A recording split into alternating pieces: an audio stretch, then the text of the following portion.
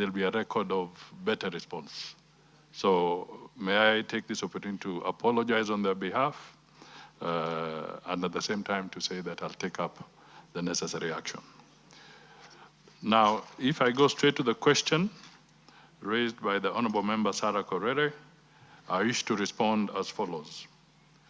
On the first aspect, that is on the registration and presence of Kenyan citizens residing, working, studying, or operating businesses in the United Republic of Tanzania, as at 29th of October 2025, my response is as follows.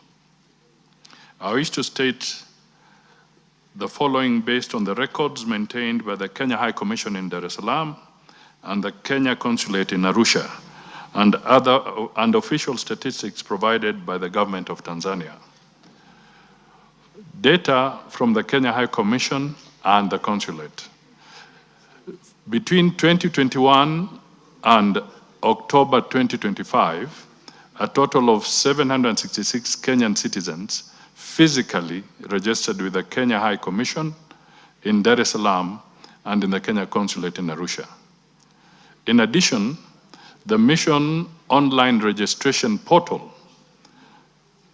which was very active between 2021 and June 2023, has so far recorded 276,186 Kenyan entries into Tanzania, covering both short-term and long-term stays.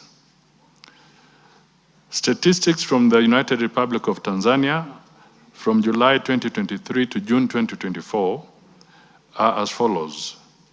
During the reporting period, the government of Tanzania issued to Kenyan nationals the following: 448 students gratis passes, 879 work permits, 370 registered business entities owned by Kenyans, 1,806 residence permits for workers and self-employed Kenyans. This amounts to a total of 3,503 documented Kenyan citizens residing or conducting socioeconomic activities in Tanzania during the period under review. That is from the Tanzanian records.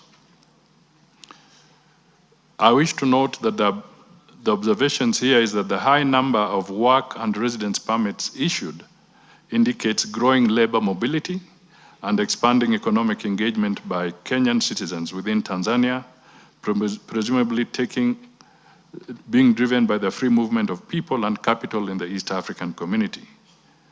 This data shows a steady increase in cross-border economic integration consistent with the objectives and spirit of the EAC. The second aspect of her question is to do with the debts. Mr. Speaker, I wish to respond as follows.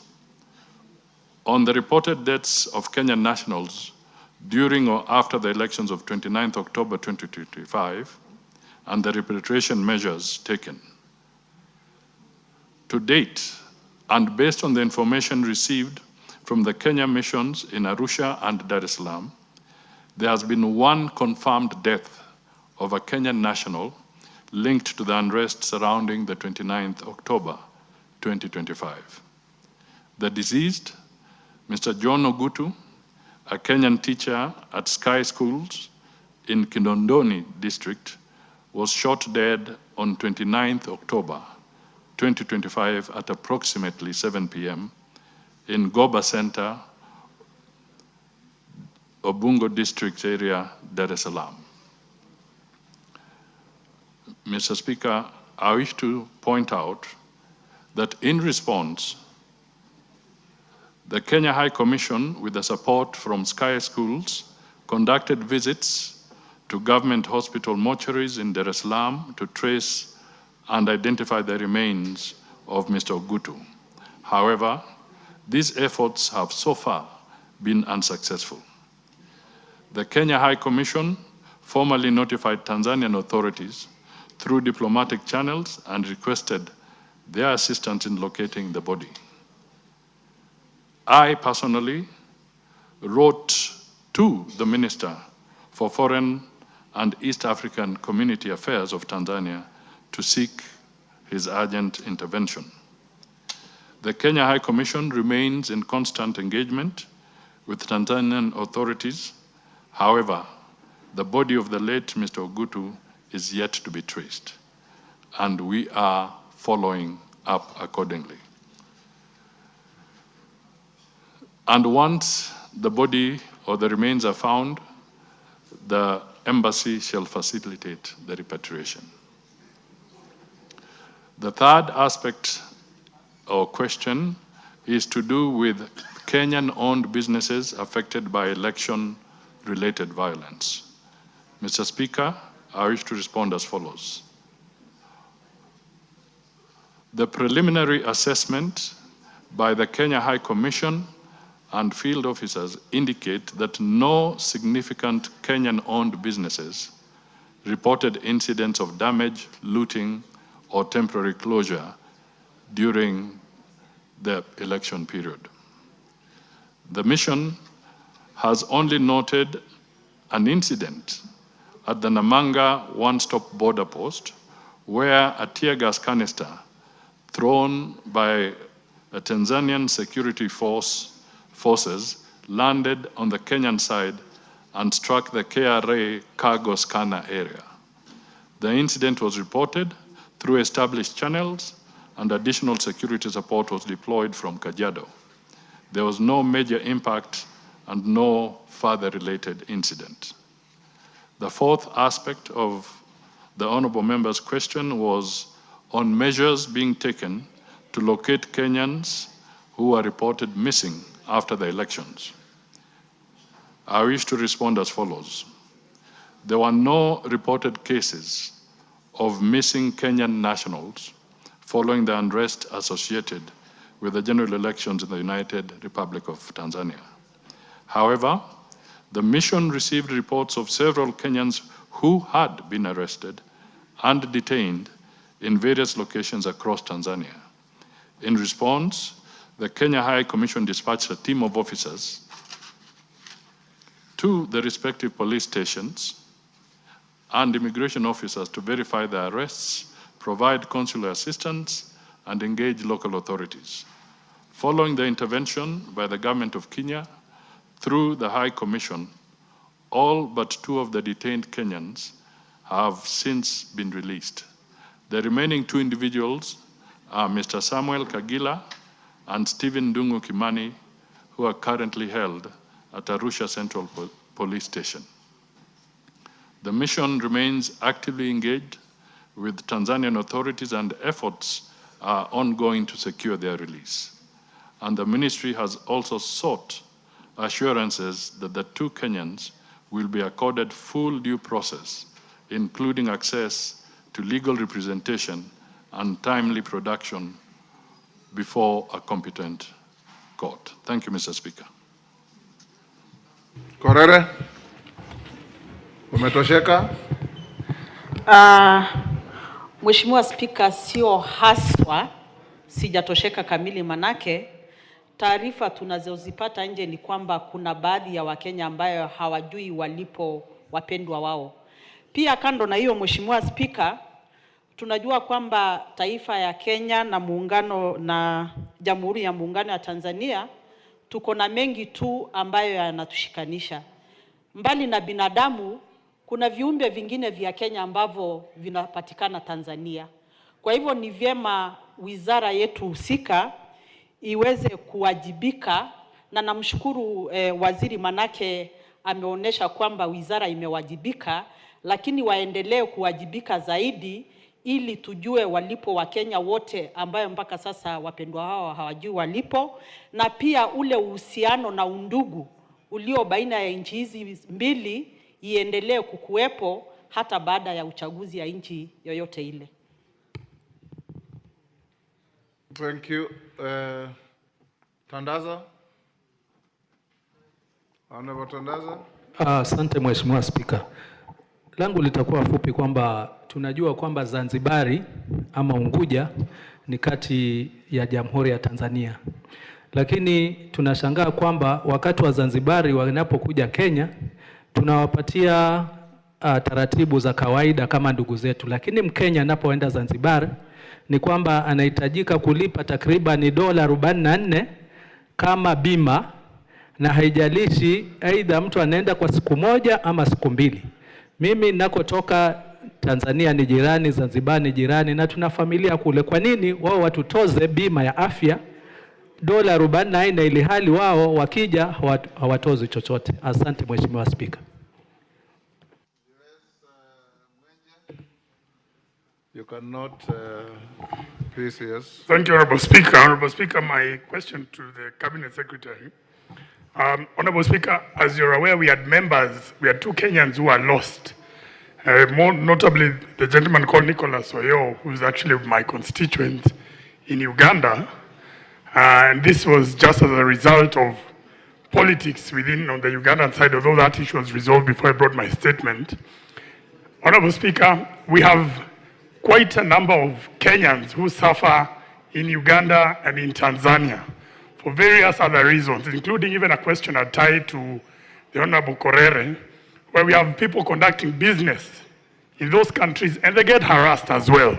Some even being suspected of getting involved in politics, and yet they're actually conducting business. Yet, in the reverse, Honorable Speaker, here in Nairobi, in fact in my constituency, we have so many Tanzanians, undocumented Tanzanians, right here in Nairobi conducting business. And our government does nothing. We just allow them to conduct business. So, Honorable Speaker, is it time perhaps that the Ministry of Foreign Affairs does a documentation of all the Tanzanians, all the Ugandans who are actually conducting business in Kenya, and this information be made public, that it can be shared with our neighbors so that they are aware that we do have people from their countries who are conducting business in Kenya, and they know what is at stake when they harass our citizens who are conducting business in those countries. Thank you, Honorable Speaker. Yes, Professor.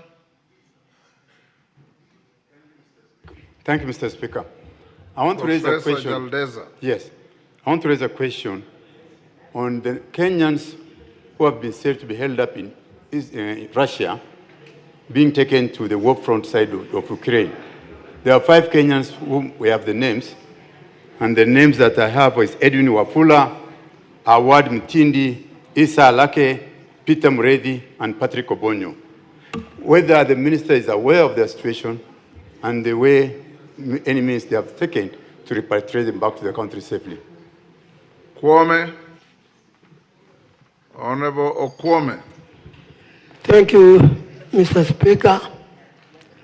First, Mr. Speaker, permit me to say that a Kenyan is a Kenyan.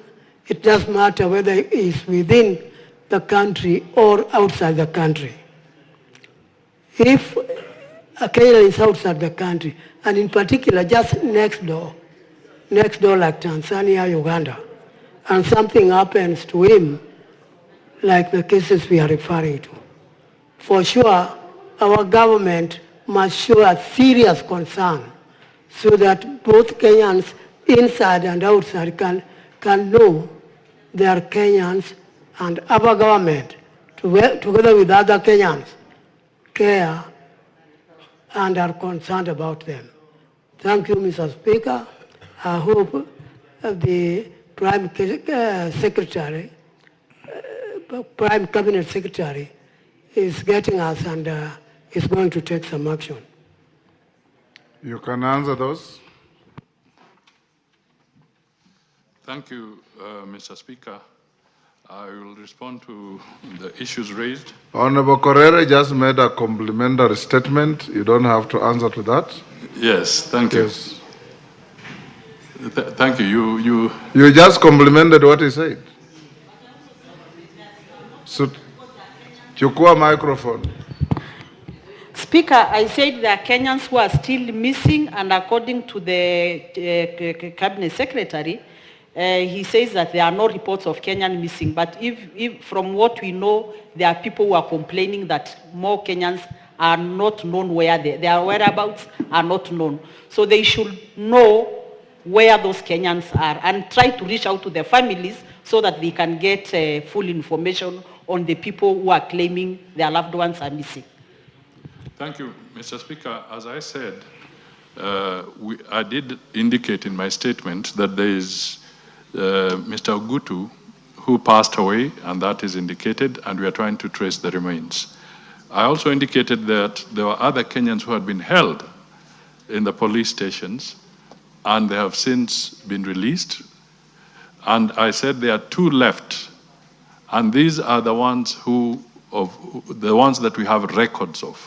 And I would want to appeal to the honorable member and to everybody listening that indeed, if there are any other potential Kenyans who are missing, the Kenyan mission in Dar es Salaam is ready to receive the details, and equally here in Nairobi, at the ministry headquarters, we can receive the details so that we can pursue and see if they are in danger or if there's any other reason. So we are open to following up on that.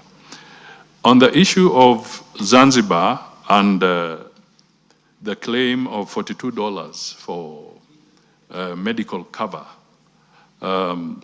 this is something that I can only say that the government of Kenya has also been reflecting on, because we have seen situations where, in the situation of Kenya, people can cross over to seek medical help in our hospitals, and they have not been charged any insurance cover. So this is an issue that is with Tanzania. The government of Kenya is also debating it internally to see whether there is need to provide some measure of insurance cover for some of the visitors that come into Kenya, so that in case they fall sick, then the burden does not squarely fall on the Kenyan taxpayer alone, but it is also covered in the context of insurance. But that is something that I just wanted to highlight. We have noted, and we hope we can balance it out going forward. On the issue of the Kenyans who are in Uganda, Nicholas Oyo and Njage, at this point in time, Honorable Mwenje, or Mr. Speaker, we can say that they are happy, they are at home, they are safe back in their country, and the government of Kenya engaged fully with the government of Uganda to secure their release. One of the things that we also know is that a lot of Kenyans, as they move, they do not necessarily register or inform the Kenyan embassy in the country they are going to.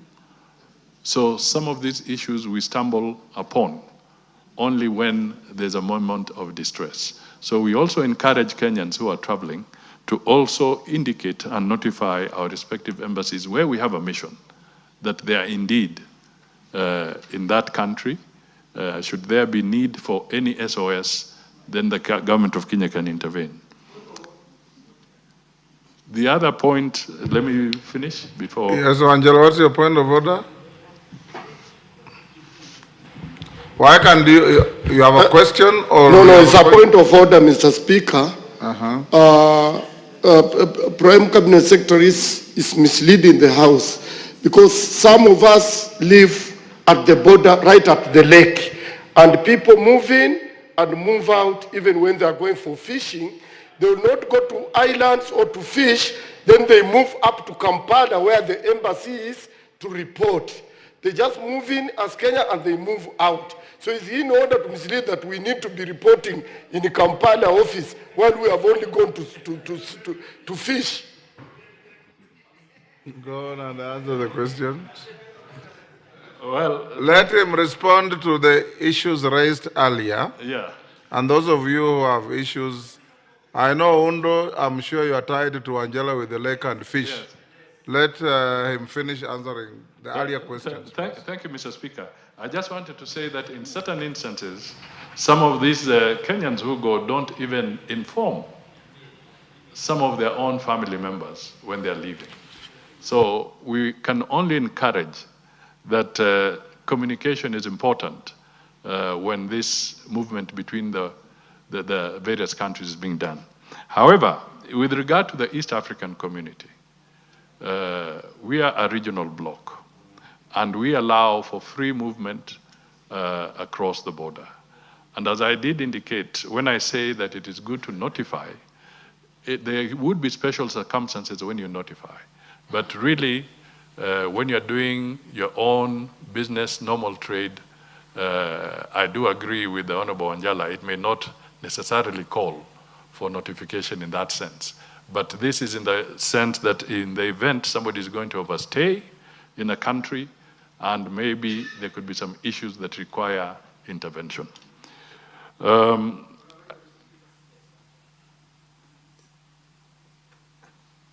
Yes.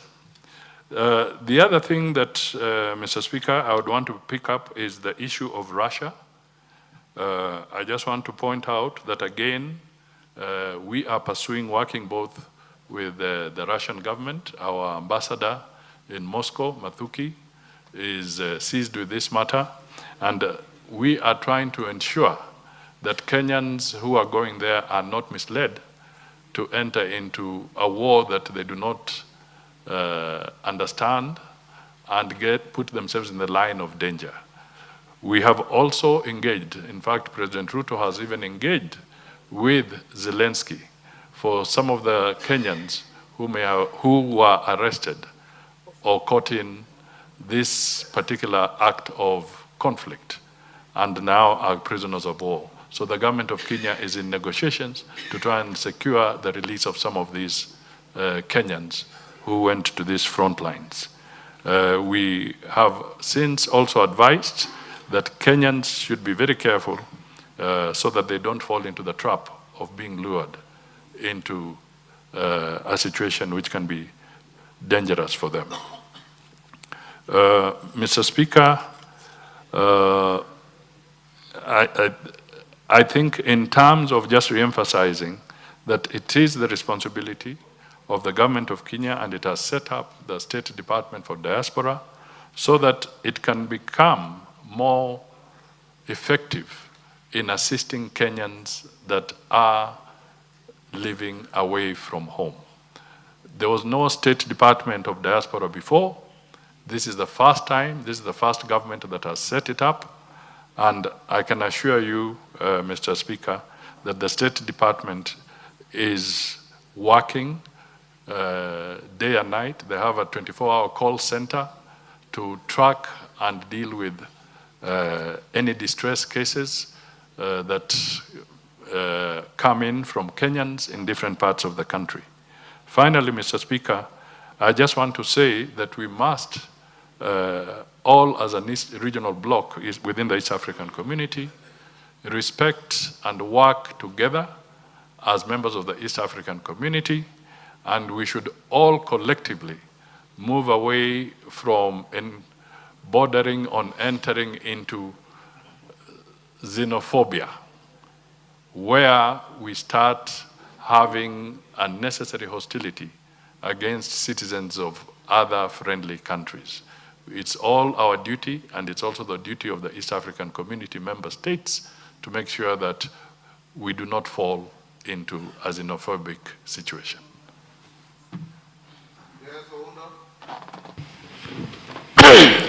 Thank you, Honorable Speaker. First of all, allow me also to continue the debate initiated by my neighbor. Honorable Speaker. This is question time, it's not debate time. Fine, just to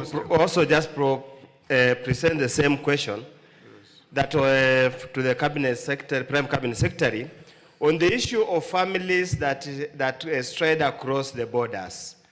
What efforts is the government doing to ensure that other countries, friendly countries, neighboring countries, accord them the same treatment that we do when they cross over to this part of the country? Secondly, Prime Cabinet Secretary, through you, Speaker, there has been a lot of cases where foreigners seeking refugees in Kenya, running away from persecution or prosecution from their country, are abducted in this country and taken back to their country for prosecution without following proper process of extradition. What efforts, what measures the government doing to stop that unfriendly and unacceptable behavior? Thank you. Yes, Russell.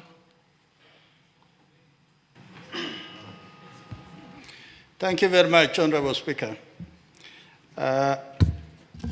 PCS, the issue of customs union, common market, and also the East African Charter.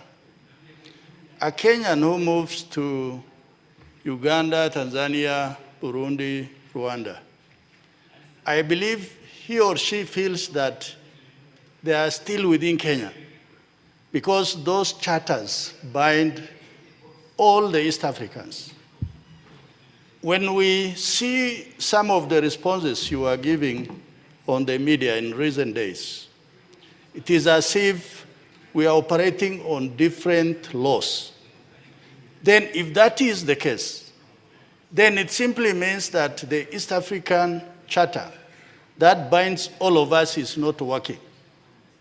Are we going to sign rafts of MOUs so that Kenyan citizens who are doing business or the expatriates in those countries or their students, their rights are safeguarded by new laws? Because from what I see, then we are operating on very different systems that Kenyans in those countries are not safe. Maybe your response on that. Thank you, Honorable Speaker.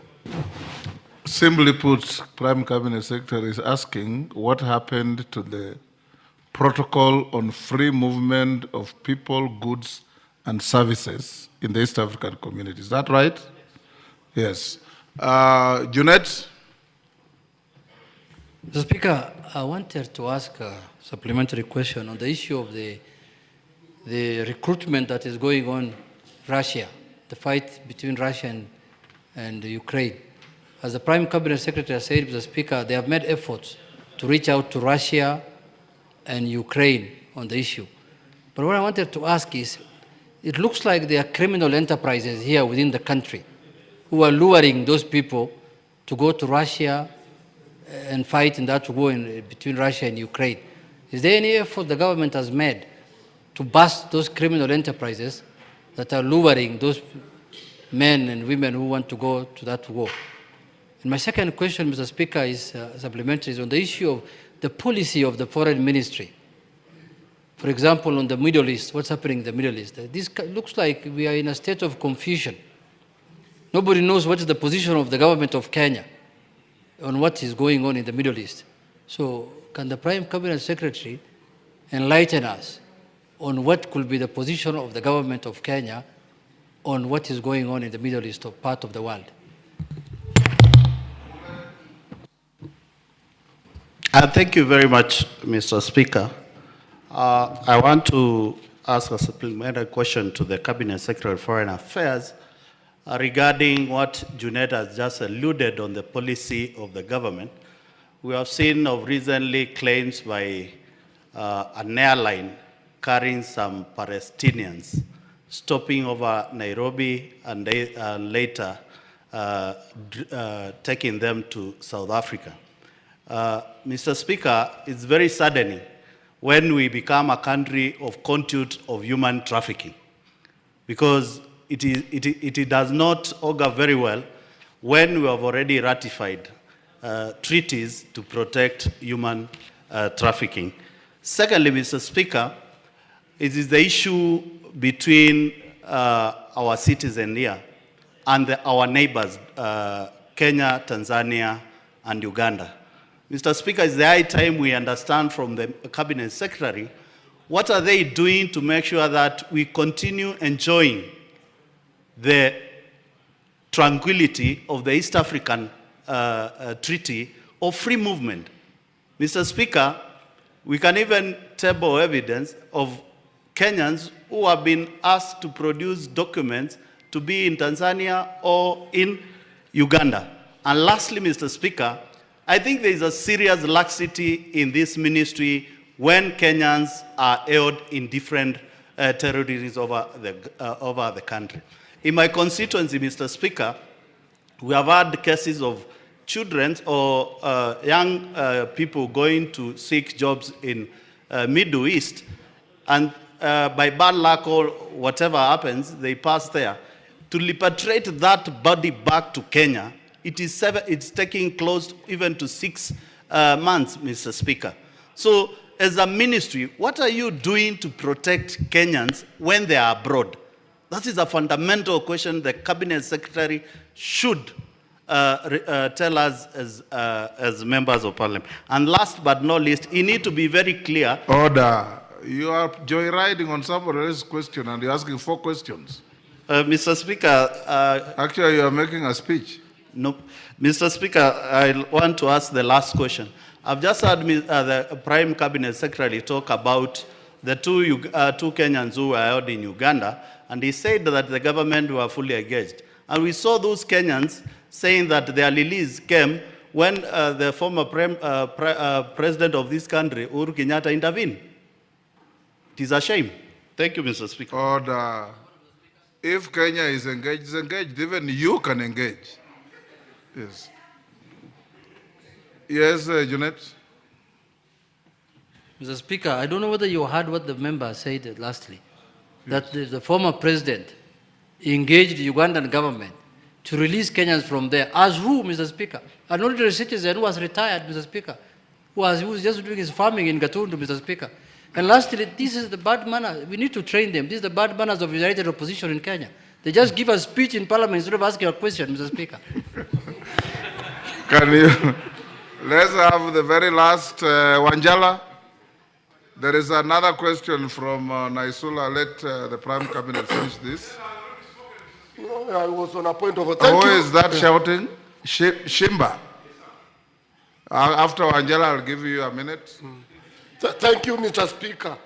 Mr. Speaker, Lake Victoria is a shared resource.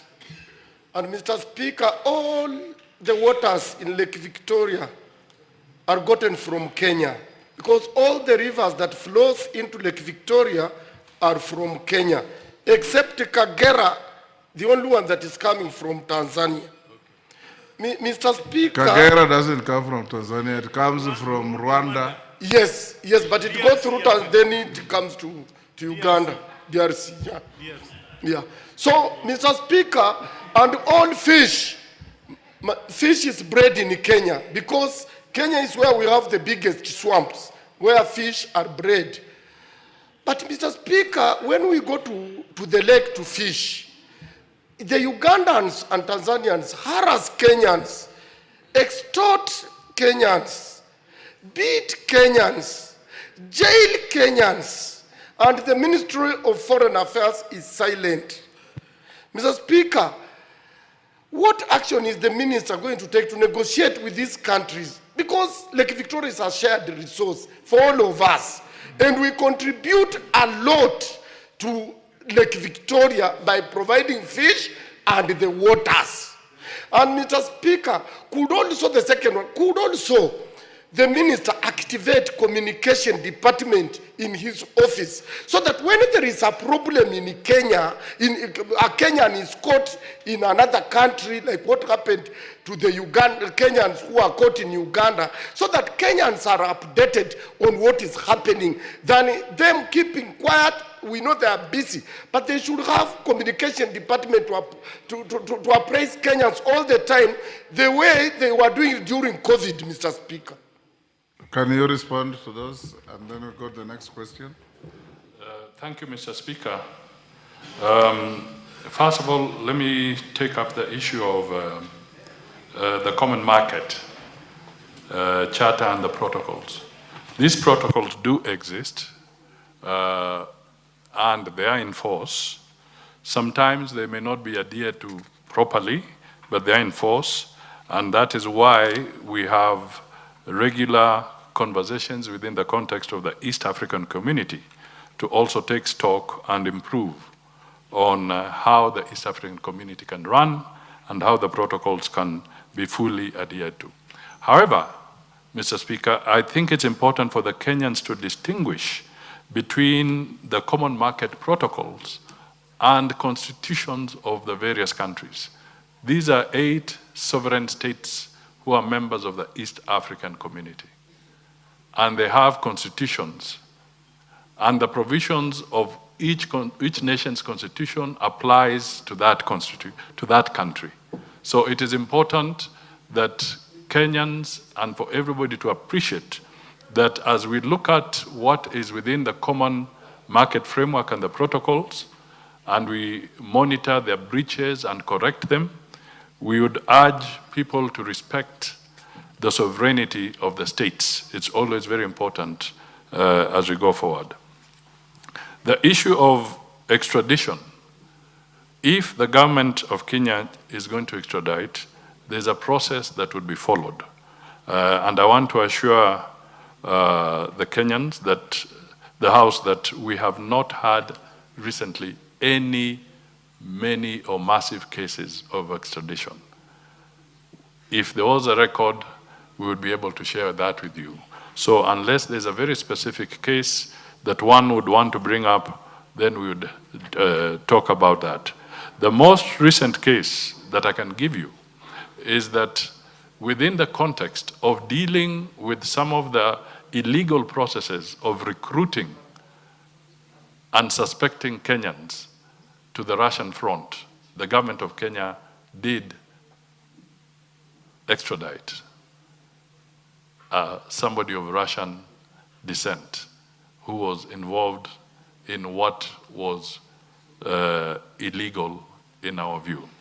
And not too long ago, even in Athi River, the authorities have busted a ring which had 21 Kenyans who had been locked up in a place, and they were being prepared to be taken to the front line.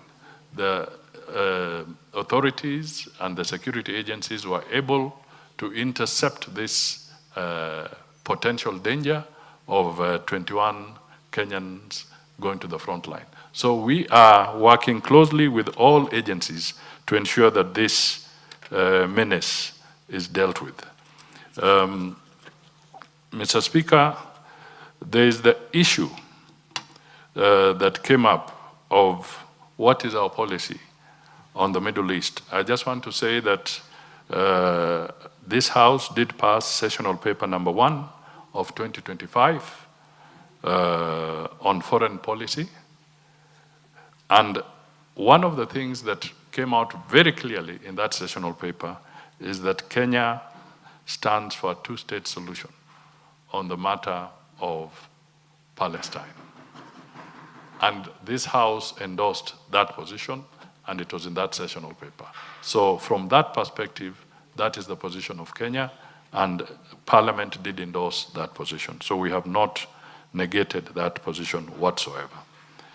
The other thing that I want to highlight is something to do with the civil aviation, and I would recommend, Mr. Speaker, that a special question can be developed around the Kenya civil aviation issue about the plane that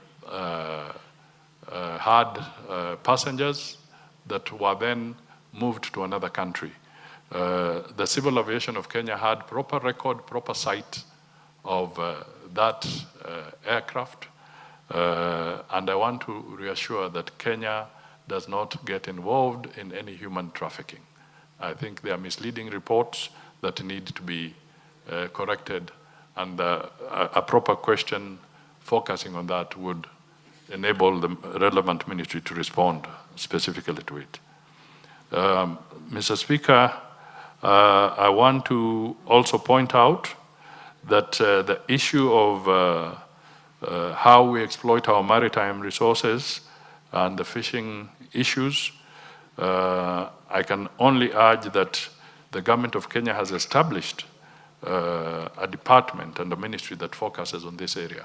And from time to time, they will be seized, and I think we have a competent minister there in the name of Joho, who will focus on, in detail, on what they are doing to ensure that we have fair and unfettered exploitation of our maritime resources. Mr. Speaker, I think on the quick supplementary questions, I believe I have touched on all of them. Shimba, Karole, I won't give you. Shimba will be the last one. I want to go to the next question. Thank you, Mr. Speaker. Shimba. Mr. Speaker, the Prime Cabinet Secretary replied to a question by Honorable Tandaza, and this is in regards to the taxes being levied by Tanzania.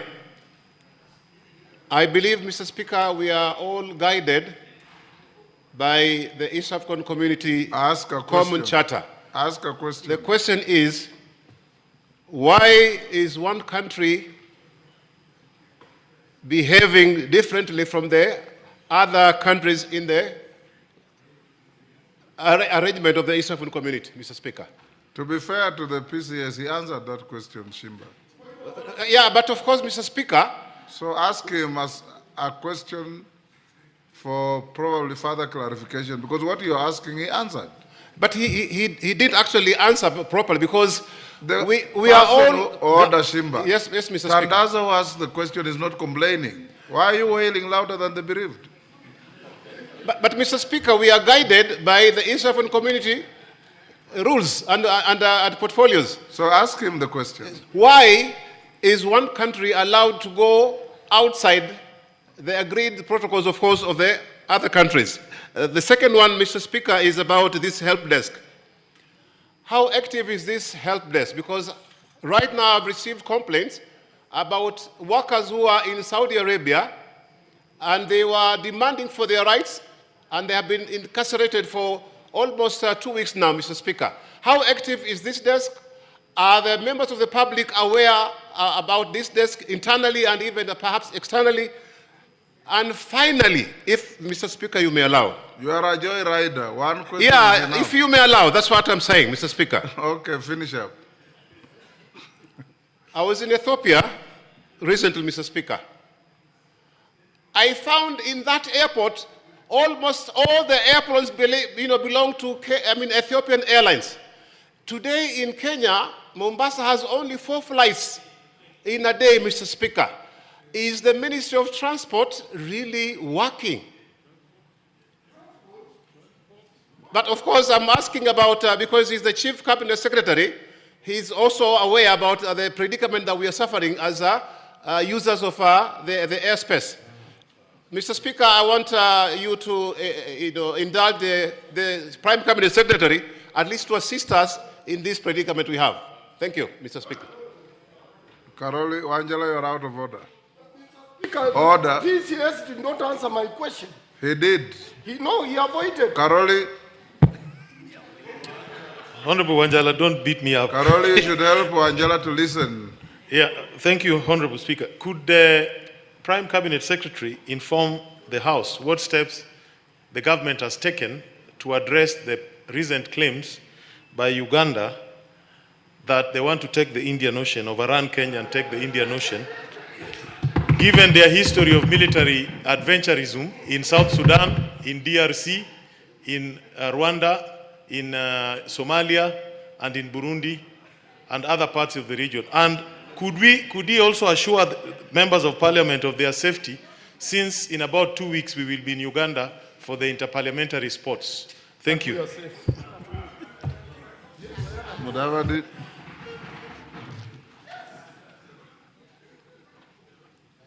Thank you, Mr. Speaker.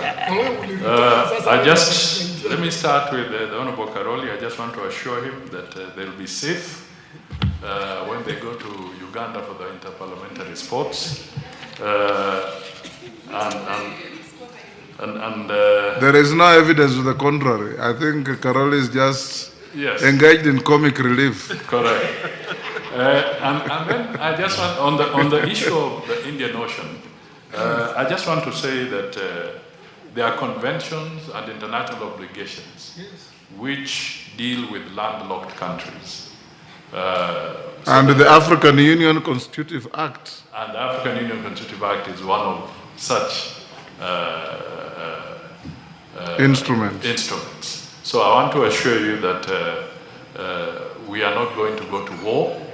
And we as a country have always, since time immemorial, provided safe passage and free passage for goods from landlocked countries. And we are not about to change that because it's our international obligation, but also it's how we grow the ports in our country.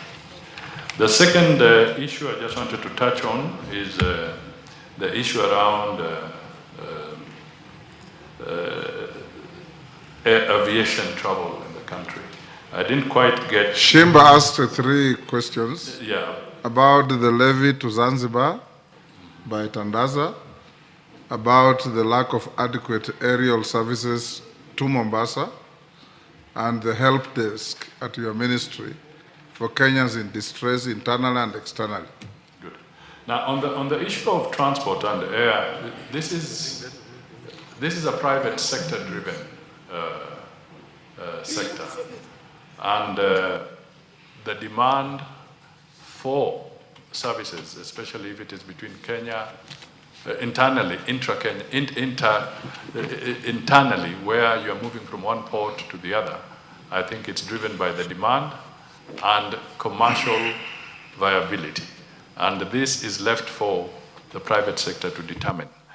Now, in terms of the international connections with other countries, this also calls for further investment, and we are talking about how Kenya Airways can be supported further so that it can take up a bigger market share in the context of regional and international flights. And I know important decisions are about to be made on how the Kenya Airways can be supported, and I think the minister responsible for transport will soon be speaking to this particular issue.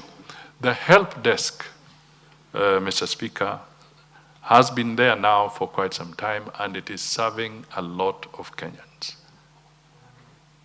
I have personally visited the 24-hour emergency center of the State Department of Diaspora, and I can confirm it is functioning, it is active, and there are very many young Kenyans who are doing a good job in assisting Kenyans and who are in distress and families that are in distress. I would want to invite the honorable member at an appropriate time when he has some free time on his hands to visit this center so that he can get a first-hand feel of what it is doing. On the issue of the tax, you called it tax, but the honorable member Tandaza talked of insurance cover. We are very clear that if there are any breaches, we have mechanisms of negotiating within the framework of the East African community, where a country has introduced something that is raising concerns with member states for it to be addressed. And it's within that framework that we shall address issues like the ones we raised. But I did indicate that Kenya also has been thinking about how to support its health infrastructure, because so many visitors do come, and then unfortunately some of them may fall sick, and it behoves on us to treat them as a nation.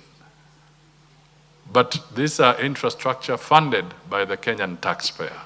So what happens when the others, this is why you sometimes have travel insurance, this is why you sometimes have health insurance, and Zanzibar is trying to cover their health component in that by imposing a levy. But these are issues that are being discussed within the framework of the East African community. Mr. Speaker, I believe some of the issues that are coming through are also in the context of the next question. Question by private notice, Naisula Lesuda. Thank you, Speaker. I rise to ask the following questions to the Prime Cabinet Secretary. Could the Prime Cabinet Secretary clarify whether any senior government officials or their family members directly or indirectly own, control, or benefit from recruitment, training, or insurance companies involved in deploying Kenyan workers to the Gulf. Provide the full terms of the current bilateral labor agreement with the Kingdom of Saudi Arabia, including negotiated wages, complaint handling mechanisms, emergency response obligations, and repatriation terms for Kenyan workers.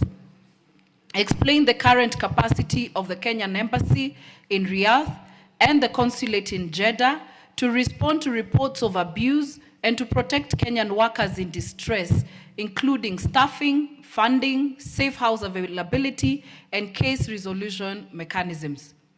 Explain the criteria and specific oversight mechanisms applied in vetting agencies before they are granted recruitment licenses, and further explain the number of recruitment agency licenses that have been revoked in the last 5 years.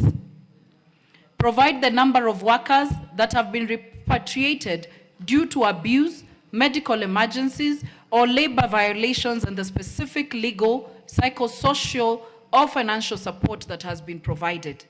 Lastly, Mr. Speaker, could the Prime Cabinet Secretary explain why the minimum wages of Kenyan domestic workers in the Gulf countries has not been renegotiated in line with regional benchmarks such as the Philippines and Sri Lanka? I thank you, Mr. Speaker. Prime Cabinet. Thank you, Mr. Speaker. I beg to respond as follows. First, Kenyans migrating abroad must have travel insurance cover, and I wish to state that no single insurance company has a monopoly covering Kenyans seeking jobs in the Gulf or any other country.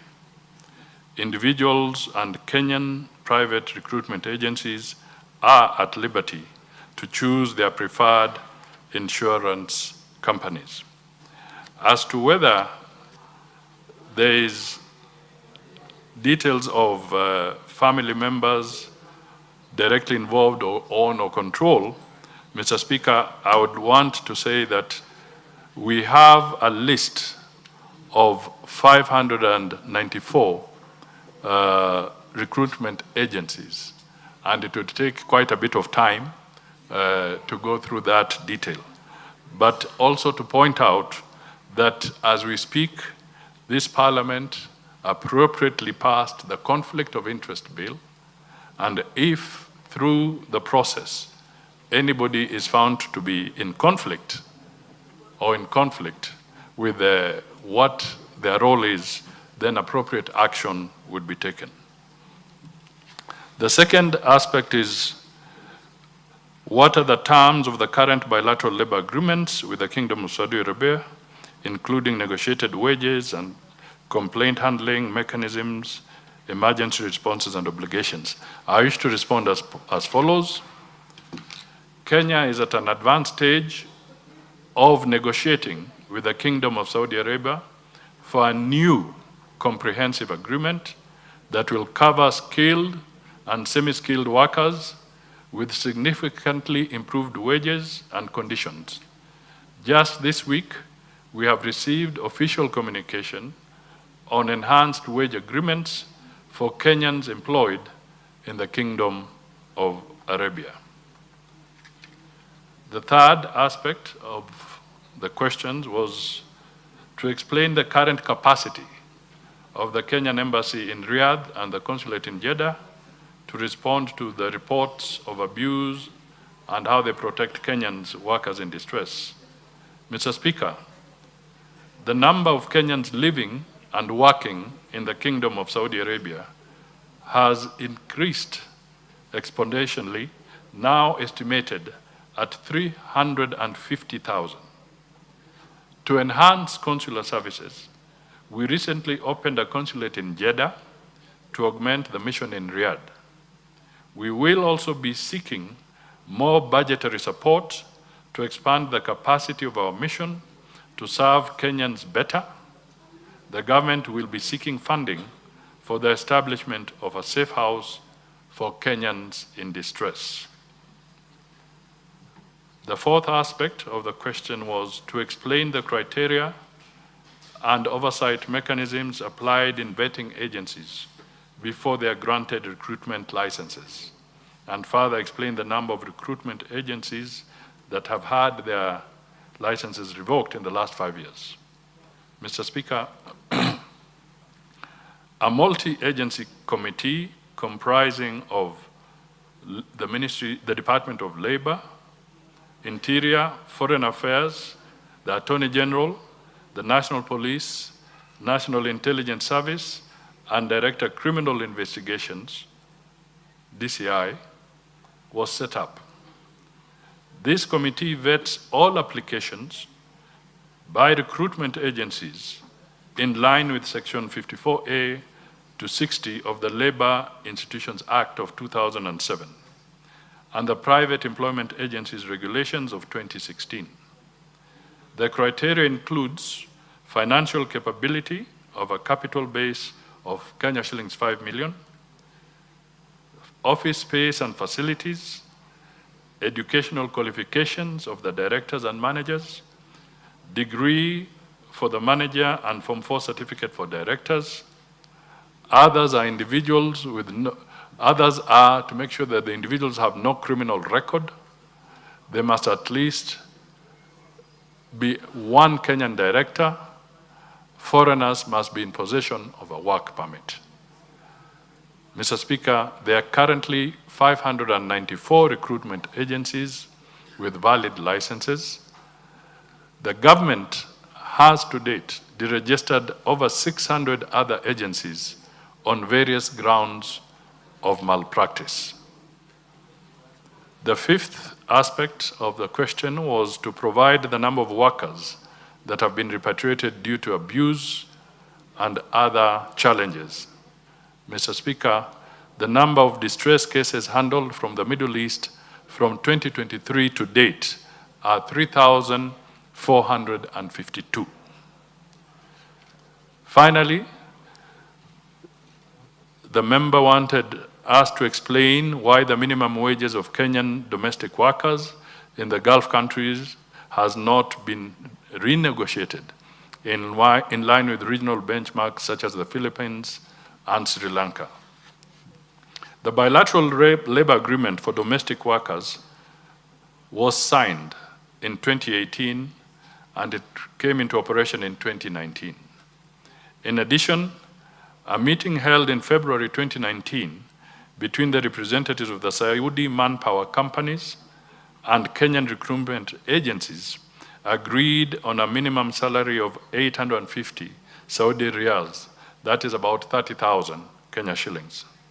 However, from 1st October 2025, Saudi Arabia officially launched phase 3 of its wage protection system for domestic workers. Under this phase, all employers who hire 2 or more domestic workers are now required to transfer salaries through official digital channels via the MUSAND platform. This step reflects the Kingdom's strong commitment to safeguarding workers' rights and ensuring timely, transparent, and secure salary payments. By January 2026, the system will become mandatory for all domestic workers in Saudi Arabia, regardless of the number of employees. The WPS system for domestic workers is the first system of its kind globally to cover this category of workers. And this represents a landmark reform from the Kingdom of Saudi Arabia so that it strengthens protection, promotes fair treatment, and enhances trust between employers, workers, and recruitment officers. This initiative will support our shared goals of ensuring the dignity, security, and welfare of domestic workers while further enforcing our collaboration. Lastly, Mr. Speaker, let me just reaffirm that our citizens are not merely migrating for work. They are being actively recruited worldwide because of their skills, resilience, and work ethic. The government celebrates this global recognition and will spare no effort in building robust systems, including bilateral agreements, real-time embassy interventions, verified recruitment, and enforceable protections, so that every Kenyan who steps out to earn abroad does so with the full backing and shield of the government. Naisula. Thank you, Speaker, and thank you, Prime Cabinet Secretary, for your response. I just have two follow-up questions.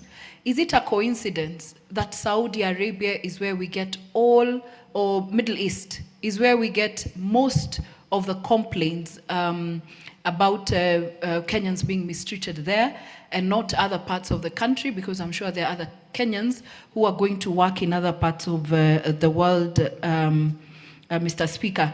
I would also like to say that it is important that we get the full terms of the current bilateral labor agreement, because that is what I asked for.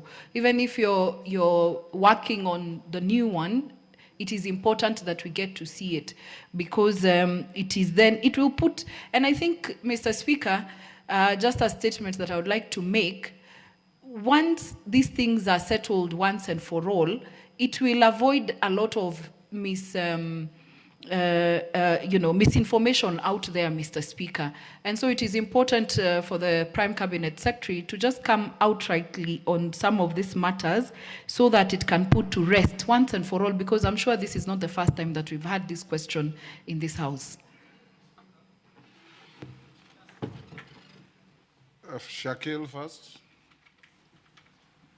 Kisumu Town East. Thank you, Mr. Speaker. I'm also the chairman of APNAC, the African Parliamentarians Against Corruption, and in the next meetings we are talking about the problems of migrant workers as one of these issues. The question that I have, I'd like a confirmation from the Chief, from Honorable Mudavadi, whether, for the Foreign Minister, whether in his knowledge, has the Gulf countries and Saudi Arabia now banished that system that they used to sell? I don't know what it was called. They used to sell their workers because these workers were under contract, and then they would literally sell them like a slave trade. And they were not allowed to do anything else, and they had no say in the matter. I was told those regulations were being revised. Can he confirm to me whether he's aware that they have now been changed, and actually that very, very defective and horrendous system has now been abolished? Thank you. Tandaza. Asante, Mheshimiwa Spika.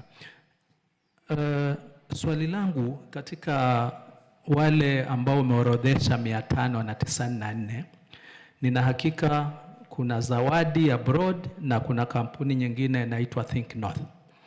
Hawa walikuwa Kwale, kwangu Matuga, wakaweza kusajili vijana 61 miezi 4 iliyopita. Kisha wizara kupitia zile special funds za maalum za Uwezo Fund wakapeana pesa, wao wakachukua na pasipoti zao, miezi 4 imeisha na mpaka sasa hawajapata habari zozote. Mheshimiwa Spika, vijana hawa 61 jana walikuwa ofisini wakipanga kuandamana leo kuitisha pasipoti zao, kwa sababu kwa kipindi cha miezi 4 sasa hawawezi kusafiri na hawajui kunaendelea nini. Nikawaahidi kwamba najua leo waziri atafika na pengine wataweza kupata afueni. Ndio maana alizungumza Kiswahili, kwa sababu na imani wananisikiliza. Kampuni hizi mbili, kuna hatua gani ambazo wizara itaweza kuwashukulia za dharura ili waregeshe pesa pamoja na pasipoti, kwa sababu ni kama waliwatapeli hawa vijana? Asante Mheshimiwa Speaker. Oundo. Speaker, thank you, Honorable Speaker. I just want to request the Prime Cabinet Secretary to clarify some two damaging articles that appeared in the New York Times in the course of this week.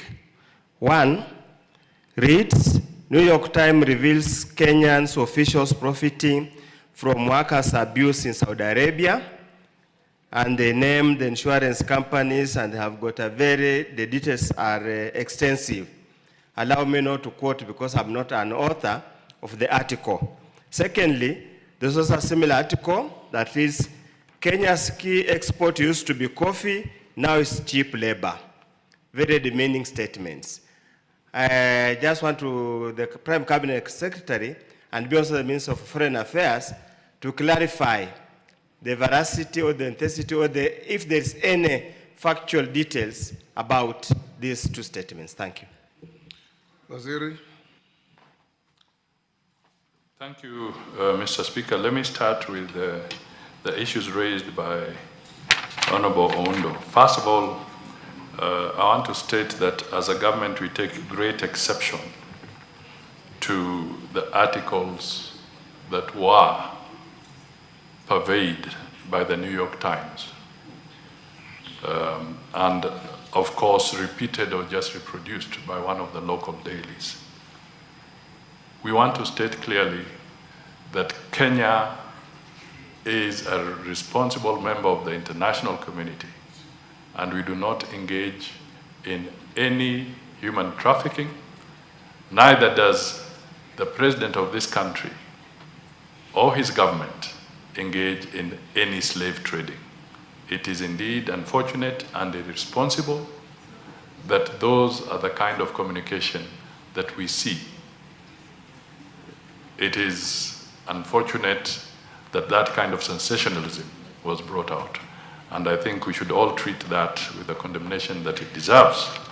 And clearly there are some defamatory issues that are raised in these articles. And that will be a matter for a different aspect. Now, let me come to the specific issues that I raised. First of all, the data we have is so clear, and labor, as they say, coffee and labor, comparing to coffee and labor, I think that is mischievous, because the earnings of coffee, tea, and others are known, the statistics are there, and the earnings are very high and they are growing. So for the New York Times to actually stoop so low and purvey a falsehood that migrant workers on their own is not factual, and it's wrong. The second thing that I would want to point out now is that the issue that's raised by the Honorable Shakil, as part of the reforms within the Kingdom of Saudi Arabia, is that they have moved away from the kafala system. I think that's what you are looking for. And as we talk about improving the conditions and negotiating, and our teams are negotiating, we are sure that in the course of next year, as we conclude the negotiation of these bilateral agreements, the earnings of Kenyan migrant workers are going to be more in tandem and at par with other countries that had entered this specific area earlier. The other thing that I would want to point out, Mr. Speaker, is that Kenyan migrant workers are not the only migrant workers in the Kingdom of Saudi Arabia. When you talk of countries like Sri Lanka, Philippines, India, Pakistan, you have even more migrant workers in those countries. Some of them have them in their millions. So Kenya is a very small component when compared to some of these countries. And therefore, the perpetuation of a narrative that it's only Kenya that is in distress, I think is not the case. But we focus on Kenyans, and we are going to work to improve the arrangements for Kenyans through bilateral agreements, not just in Saudi Arabia, but in all Gulf countries and even in other countries. The youth that were from Matuga, I'll request that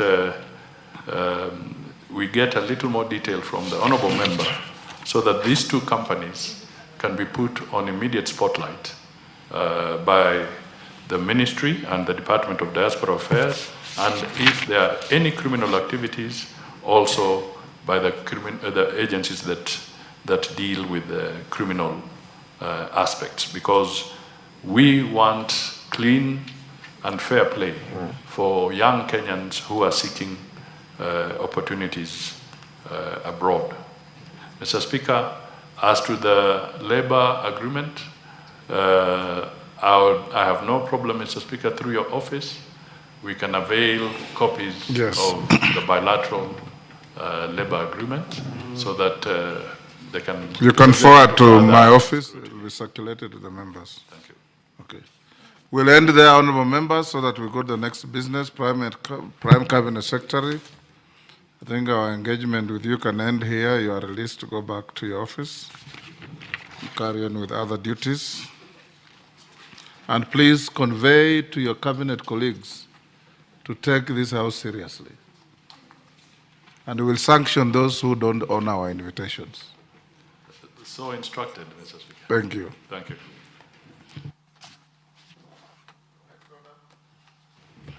Order number 8, motion, consideration of comprehensive economic partnership agreement between the Republic of Kenya and the United Arab Emirates. Question on proposed amendment to be put. Order members on their feet, take your seats. Ondo, don't freeze, take your seats. Honorable members, records show that an amendment was moved by the Honorable Dr. Nyekal, and it is now a question to be put on the amendment at order number 8. If we carry the amendment, then I will have the motion as amended. Now I put the question on the amendment at order number 9 motion, which is that the motion be amended by inserting the following words immediately after the phrase data for pharmaceutical products, and Article 213 non-tariff measures in relation to health products and technologies. That the consequential amendment be effected in the report thereof. As members of that opinion say aye. Aye. Those of the contrary opinion say nay. The ayes have it.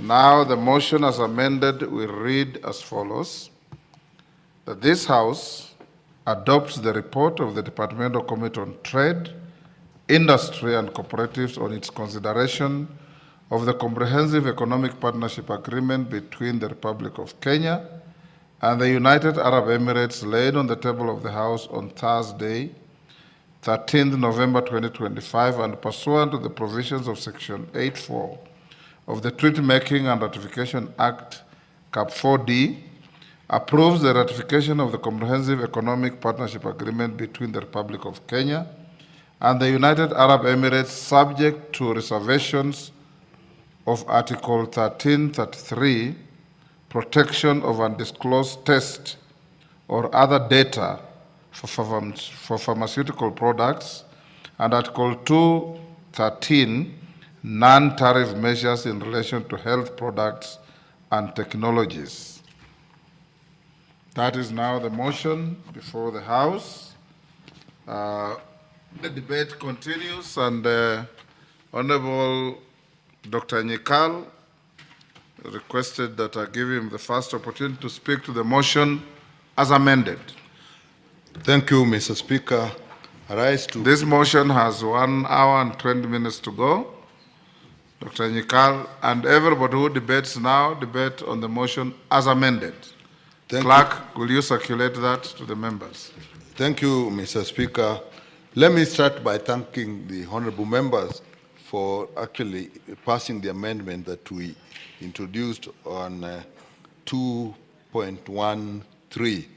Mr. Speaker, I don't know much about trade, but I have faith, and the report I've seen, the Committee on Trade has done due diligence on all the articles and therefore protected the interests of Kenya.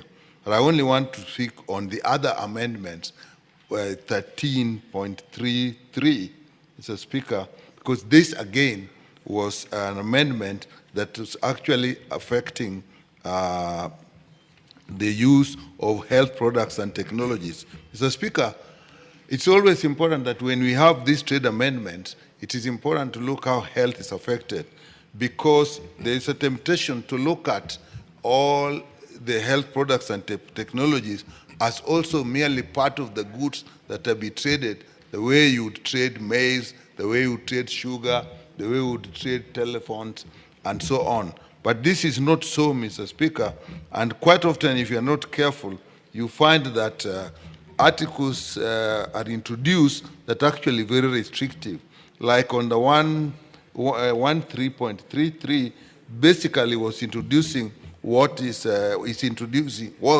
introducing what is called data exclusivity, meaning, Mr. Speaker, that once a product is introduced in the country and our regulatory authority is given some data on that drug or that health product technology, then nobody else for 5 years can actually use that data or introduce a similar product for 5 years. And what that does, Madam Speaker, is that it actually, in a way, extends the patent period, and which means that even a drug that is out of patent still is protected by this. And what the most impactful aspect is that it then inhibits the introduction of generics. And normally, the branded molecules are so expensive. And once you have generics that are working, that are actually more cost-effective, you cannot use them. And there's evidence all over the world that countries that have done that have actually ended up that the cost of their healthcare go up, the cost of drugs go up. And many countries actually disagree. Like I appreciate the work that was done by the committee, pulling out examples like South Africa actually declined to sign an agreement that brought that aspect. Nigeria is negotiating currently, but is resistant to introduce data exclusivity. India, again, does not contain that at all. And in Colombia and the US, FTA, a 5-year data inclusivity resulted in a $400 million increase in the cost of drugs over a period of time. And countries like Colombia, United States, Jordan, Thailand actually have realized this, even Netherlands. So once again, I appreciate what the committee did in looking at it, and therefore bringing reservations on Article 13.33. And once again, I appreciate the fact that we have also brought in reservations on 2.13, and therefore protected our health sector from a possible high cost. The one we've just done for those who are not there was actually worse because it was totally inhibiting our regulatory authority, the Pharmacy and Poisons Board, from taking action by introducing an issue of non-tariff barriers, so that a whole regulatory authority is actually considered in its actions as a non-tariff barrier. And with that, Madam Speaker, I therefore support the report as amended. Thank you. The Honourable Member for Matungulu. Honourable Stephen Muller, I can see you have the intervention button. Okay, you're not there. Okay, Honourable Shabir. Thank you, Madam Speaker. Madam Speaker, I stand to support the motion with the amendment that we have just passed. The motion that was put through to the Trade Committee to rectify an agreement with the Emirates had within it a little bit of mischief. The mischief related to the issue of drugs. And if we had not been able to, and I want to thank the House for agreeing to amend that particular element. If it had not been done, and if we had not been cautious enough, the price of drugs in this country was going to double, even triple, because we would now be stuck for 5 years with certain brands who have already established themselves in the Emirates from other countries, so they're not seen as Western brands, and they would now, we would be now bound to purchase from them. The generic drugs, even for AIDS, madam, even for diabetes, as I suffer, prostate cancer, and others, the cost of the drugs are coming down. However, the cost of the drugs of the branded product is horrendously high. And it is very important that when we are making trade agreements with other countries, that we go through with a tooth comb in some of these things, because hidden within the various pages are some very, very oppressive terms. I want to refer particularly to the trade agreement we had, which was to be rectified with Britain in the last Parliament. And we had to stop that because we found that within the trade agreement, they had brought out an element of beet sugar, and that was going to affect our whole sugar industry very greatly. So, Madam Speaker, I want to thank my brother, Honorable Nikal, for flashing this out. I want to thank the ad hoc committee who've been looking at it, and the business caucus who brought this issue up. And I want to thank the Trade Committee for allowing us to make this particular amendment so that we can protect the interests of the poor, especially now, Madam Speaker, that we have difficulties on the question of medicine, and Shah is trying to solve some of those difficulties, as well as KEMSA. We were not, corruption, sometimes people work and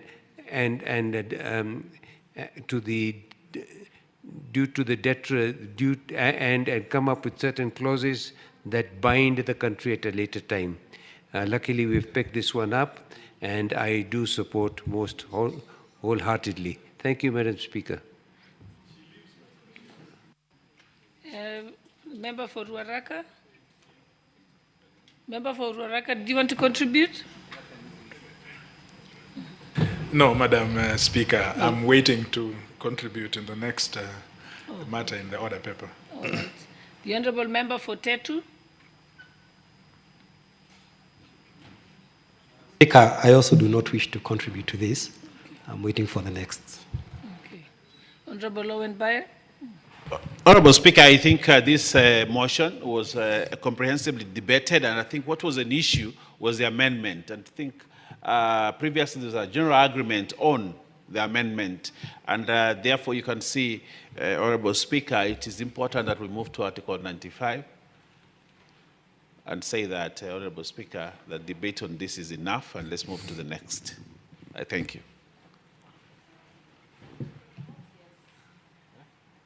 Mover? Who was the mover? Yeah, it's the mood of the House. Yes, Honourable Keitanya, are you the one? Yes. Honourable Speaker, yes, it was the one who tabled. So if it's the mood of the House, we can actually move. We can reply.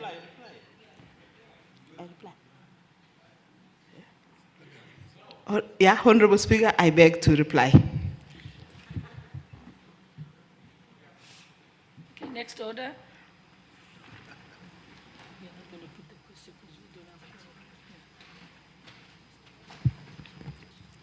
Order number 9, the Judges' Retirement Benefits Bill, National Assembly Bill number 27 of 2025, second reading.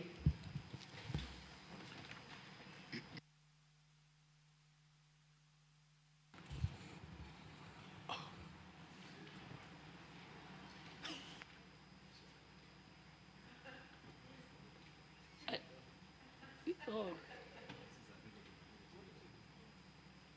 Is it the Justice and Legal Affairs Committee? Okay, let's proceed, Honorable.